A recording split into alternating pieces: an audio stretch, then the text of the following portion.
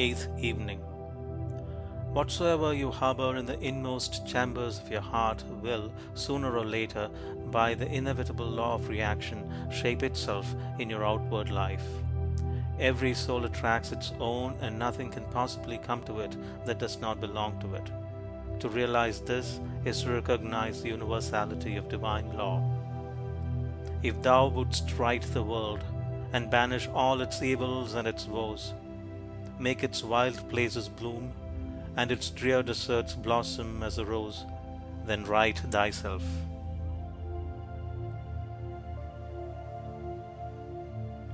Eighth Evening. Whatsoever you harbor in the inmost chambers of your heart will, sooner or later, by the inevitable law of reaction, shape itself in your outward life. Every soul attracts its own, and nothing can possibly come to it that does not belong to it. To realize this is to recognize the universality of divine law.